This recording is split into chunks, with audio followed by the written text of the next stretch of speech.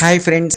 This is Srinivas from Indo Qatar projects private limited Hyderabad. రాష్ట్రంలో ఏర్పాటవుతున్నటువంటి budget ఏదైతే ఉందో ఆ బడ్జెట్లో 9,800 కోట్ల రూపాయలని హైదరాబాద్ నగర అభివృద్ధికి కేటాయించడం జరిగింది.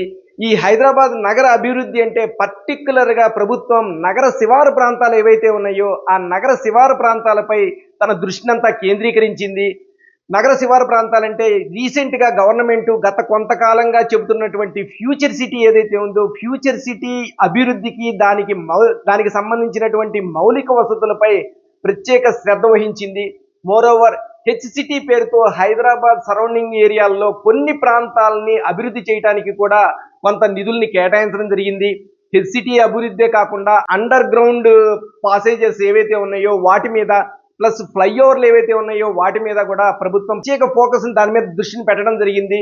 అదేవిధంగా వాటికి కూడా 100 కోట్ల రూపాయలని మంజూరు చేయడం జరిగింది. ఎందుకంటే హైదరాబాద్ నగర శివారు ప్రాంతాలు అభివృద్ధి చెందాలి అంటే పర్టిక్యులర్గా హైదరాబాద్ లోపల ఇన్సైడ్ ఉన్నటువంటి ప్రాంతం అంతా కూడా పూర్తిగా అభివృద్ధి చెంది ఉండాలి. అప్పుడే గవర్నమెంట్ పూర్తి ఫోకస్ని హైదరాబాద్ నగర శివారు ప్రాంతాలకి విస్తరిస్తుంది.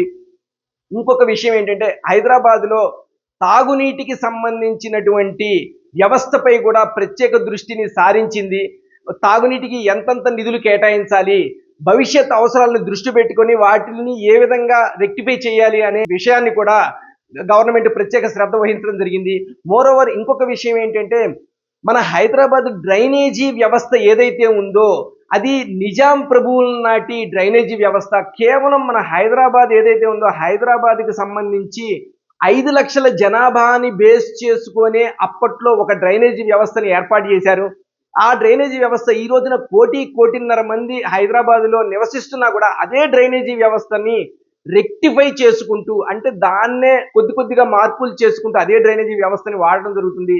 దీనిపై కూడా ప్రభుత్వం చర్చలు అనేది చేస్తూ ఉంది. ఈ డ్రైనేజీ వ్యవస్థని మనం సెటప్ చేయడానికి ఏ విధంగా చేయాలి, ఎలా చేయాలి అనేటటువంటి డే టు డే అనాలిసిస్ అనేది చేస్తోంది.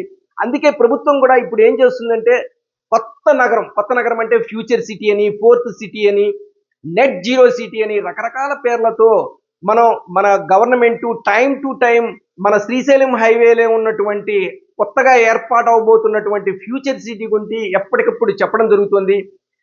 ప్రస్తుతం హైదరాబాద్లో ఉన్న డ్రైనేజీ వ్యవస్థ ఏ విధంగా ఉన్నది, వాన పడితే చాలు రోడ్డు మీదకి వాటర్ వచ్చేస్తుంది. అలాంటివి అన్నీ ఎరాడికేట్ చేసుకుంటూ, ఎందుకంటే ఇది నిజాముల నాటి డ్రైనేజీ వ్యవస్థ, అదే వ్యవస్థని కంటిన్యూ చేస్తున్నారు కనుక అలాంటివి ఏవి తప్పులు జరగకుండా నవనగరం ఏదైతే ఉందో ఆ నవనగరానికి సరికొత్త హంగుల్ని ఏర్పాటు చేస్తూ అక్కడ ఉన్నటువంటి మౌలిక వసతులు ఎలాగా అరేంజ్ చేయాలి, దాంతో పాటుగా డ్రైనేజీ సిస్టమ్ ఎలా ఉండాలి, వీటన్నిటినీ న్యూయార్క్లో ఎక్కడైతే పెద్ద పెద్ద కంట్రీస్లో ఉన్నటువంటి స్టేట్ క్యాపిటల్స్ పేరెన్నిక గన్ని వాటిల్లో మన ప్రపంచం మొత్తం మీద కూడా టాప్ 5 సిటీస్లో హైదరాబాద్ ఉండాలి అనే ఉద్దేశంతో గవర్నమెంట్ ఫోకస్ చేస్తుంది.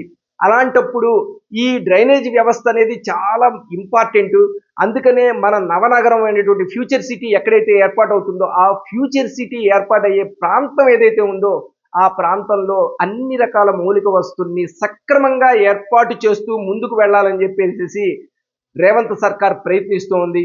ఇంకొక విషయం ఏంటంటే ఆర్టిఫిషియల్ ఇంటెలిజెన్స్కి సంబంధించి కూడా గతంలో చాలాసార్లు మనం మాట్లాడుకోవడం జరిగింది. ఈ ఆర్టిఫిషియల్ ఇంటెలిజెన్స్కి సంబంధించిన సిటీని కూడా మన శ్రీశైలం హైవేలో 200 ఎకరాల్లో ప్రభుత్వం ఏర్పాటుకి సన్నాహాలు చేస్తోంది.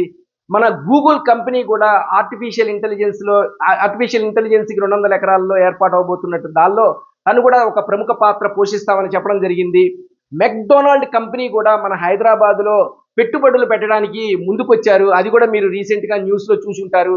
ఇలా హైదరాబాద్కి సంబంధించిన డెవలప్మెంట్ టైం టు టైం ఎక్కడ ఎటువంటి లొసుగులు లేకుండా ప్రభుత్వం హైదరాబాద్ డెవలప్మెంట్ మటుకు పూర్తిగా ఫోకస్ చేస్తుంది. అదేవిధంగా బడ్జెట్లో కూడా మెట్రోకి కూడా నిధులు కేటాయించడం జరిగింది. 24,000 కోట్ల రూపాయలతో ఏర్పాటు అవబోతున్నటువంటి సెకండ్ ఫేజ్ మెట్రోకి కూడా గవర్నమెంట్ మన స్టేట్ వాటా కింద అంటే మన ప్రభుత్వం వాటా కింద స్టేట్ గవర్నమెంట్ బేర్ చేయాల్సింది 7,200 కోట్లు. దానిలో కూడా ఇనీషియల్గా సర్వేలకి వాటికి వీటికి కావాల్సిన అమౌంట్ ఏదైతే ఉందో దానికి ఈ బడ్జెట్లో 100 కోట్ల రూపాయలు 200 కోట్ల రూపాయలని మంజూరు చేయడం జరిగింది. అట్ ది సేమ్ టైం మన హైదరాబాద్ మీదే కాన్సన్ట్రేషన్ కాకుండా ప్రభుత్వం అన్ని ఏరియాలని బేస్ చేసుకొని హైదరాబాద్ ఏ విధంగా డెవలప్మెంట్ అవుతుందో అదే విధంగా హైదరాబాద్కి సరౌండింగ్ లో ఉన్నటువంటి ఏరియాలన్నీ కూడా డెవలప్ కావాలని చూస్తుంది. At the same time Warangal, Vemulawada ఆ ప్రాంతాల అభివృద్ధికి కూడా ప్రభుత్వం ప్రత్యేకంగా నిధుల్ని కేటాయించడం జరిగింది. వరంగల్లో ఎయిర్పోర్ట్ కూడా తయారవబోతోంది అన్న విషయం మీరందరికీ తెలిసిన విషయమే. అదే విధంగా యాదగిరిగుట్టకి గతంలో ఎంతైతే నిధులు సమకూర్చారో బడ్జెట్ లో దానికి రెండింతలు అంటే 200 కోట్ల రూపాయలని యాదగిరిగుట్ట సరౌండింగ్ ఏరియాల అభివృద్ధికి కూడా ప్రభుత్వం నిధుల్ని బడ్జెట్ లో కేటాయించడం జరిగింది. అట్ ది సేమ్ టైం మన వేములవాడ డెవలప్మెంట్ అథారిటీ ఏదైతే ఉందో అక్కడ కూడా గత సంవత్సరంలో ఎంతైతే నిధుల్ని కేటాయించడం జరిగిందో అదే నిధుల్ని కేటాయించడం జరిగింది. రాష్ట్ర ప్రభుత్వం ప్రతిష్టాత్మకంగా తీసుకున్నటువంటి మూసీ ప్రక్షాళన ఏదైతే ఉందో దానికి కూడా 1500 కోట్ల రూపాయలని కేటాయించడం జరిగింది. ఇదే విధంగా శాటిలైట్ టౌన్షిప్స్ అంటే మన హైదరాబాద్ సరౌండింగ్ ఏరియాలు మొత్తం ఏదైతే ఉందో ORR కి RRR కి మధ్యలో వచ్చేటటువంటి శాటిలైట్ టౌన్షిప్స్ కూడా ప్రభుత్వం నిధులను కేటాయించడం జరిగింది. ఈ విధంగా బడ్జెట్ లో మన హైదరాబాద్ నగర అభివృద్ధికి ఎక్కువ అమౌంట్ ని కేటాయిస్తూ ప్రభుత్వం ఎంత ప్రాధాన్యతనిస్తోంది, RRR కి ORR కి మధ్యలో ఉన్న ప్రాంతానికి ఎంత ప్రాధాన్యత ఇస్తుంది, ఫ్యూచర్ సిటీ కూడా 4700 కోట్ల రూపాయలని నిధుల్ని కేటాయించడం జరిగింది. అంటే ప్రభుత్వం తన ఫోకస్ ఏ విధంగా ఫ్యూచర్ సిటీ మీద చేస్తుంది అనేది దీన్ని బట్టే మనకి అర్థమైపోతుంది. సో ఈ విధంగా హైదరాబాద్ డెవలప్మెంట్ రోజు రోజుకి ప్రభుత్వం తన ఫోకస్ ని పెట్టి మిగతా ప్రాంతాల అభివృద్ధి కన్నా కూడా ఎక్కువ ప్రాధాన్యతనిస్తుంది కనుక హైదరాబాద్ సరౌండింగ్ ఏరియాలో ఎవరైతే ల్యాండ్ మీద పెట్టుబడులు పెడతారో వాళ్ళకి భవిష్యత్తులో ల్యాండ్ మీద పెట్టుబడి పెట్టిన వాళ్ళకి ఎక్సలెంట్ గా గ్రో అయ్యే అవకాశం ఉంది కనుక హైదరాబాద్ సరౌండింగ్ ఏరియాల్లో పర్టికులర్ గా శ్రీశైలం హైవేలో కనుక పెట్టుబడులు పెట్టినట్లయితే మన ఏదైతే మన ఇన్వెస్ట్మెంట్ ఉందో ఆ ఇన్వెస్ట్మెంట్ మంచి రిటర్న్స్ వచ్చే అవకాశం ఉంది. రాష్ట్రంలో పెట్టుబడులకు దేశ విదేశీ కంపెనీలు ప్రత్యేక ఆసక్తి చూపిస్తున్నటువంటి ఈ నేపథ్యంలో పరిశ్రమల శాఖకు ఈసారి ప్రభుత్వం కేటాయింపులు భారీగానే పెంచింది.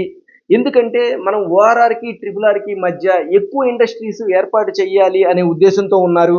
గతేడాది 2732 కోట్ల రూపాయలని బడ్జెట్ లో కేటాయిస్తే ఈసారి 3527 కోట్ల రూపాయలని ప్రతిపాదించింది. గతంతో పోలిస్తే 795 కోట్ల రూపాయలని అధికంగా ప్రభుత్వం అలాట్ చేయడం అనేది అందరూ గమనించదగ్గ విషయం. గత జనవరిలో దావోస్ సమావేశాల్లో పాల్గొన్నటువంటి మన గౌరవనీయులైన ముఖ్యమంత్రి గారి నేతృత్వంలో బృందం ఈ రికార్డు స్థాయిలో 1.8 లక్షల కోట్ల పెట్టుబడులను సేకరించిన విషయం అందరికీ తెలిసిందే. ఆ తర్వాత కూడా పెట్టుబడులు ప్రవాహంలాగా మన హైదరాబాద్కి వస్తున్నాయి. రాష్ట్ర ప్రభుత్వం కొత్తగా ప్రారంభించిన విద్యుత్ వాహనాల పాలసీ, విద్యుత్ పాలసీలతో ఈ రంగాల్లోని దిగ్గజ అంతర్జాతీయ కంపెనీలు ఆసక్తి చూపిస్తున్నాయి. ఇవన్నీ కూడా ప్రభుత్వం వారికి స్థలాన్ని శ్రీశైలం హైవేలోనే ఏర్పాటు చేయడానికి ప్రభుత్వం దగ్గర సఫిషియంట్ ల్యాండ్ ఉండడం అనేది మనందరికీ తెలిసిన విషయమే. గత ఏడాది ప్రారంభించినటువంటి SME పాలసీతో దేశీయ కంపెనీల పెట్టుబడులు విపరీతంగా పెరిగాయి. కొత్త కంపెనీల రాకతో ఉత్సాహంగా ఉన్న ప్రభుత్వం ఈసారి గతంలో ఎన్నడూ లేని విధంగా పరిశ్రమల శాఖకు 3527 కోట్ల రూపాయలను కేటాయించడం అనేది మనందరం హర్షించదగ్గ విషయం. చేనేత కార్మికులకు ఆర్థిక సహాయం, జౌళి శాఖ కోసం 237 కోట్ల రూపాయలను కేటాయించడం జరిగింది. మహేశ్వరంలో శ్రీశైలం హైవేలో ఉన్నటువంటి మహేశ్వరంలోని ఎలక్ట్రానిక్స్ మ్యానుఫ్యాక్చరింగ్ క్లస్టర్ కోసం 21.50 కోట్లను కేటాయించారు. అదేవిధంగా జహీరాబాద్ నిమ్స్ లో భూసేకరణకు ఒక 125 కోట్ల రూపాయలు, 10 ఫార్మా క్లస్టర్ల భూసేకరణకు కూడా 50 కోట్ల రూపాయలను బడ్జెట్ లో కేటాయించారు. మరో సబ్జెక్ట్ తో మళ్ళీ ఇంకొక వీడియోలో మళ్ళీ కలుసుకుందాం. Bye friends.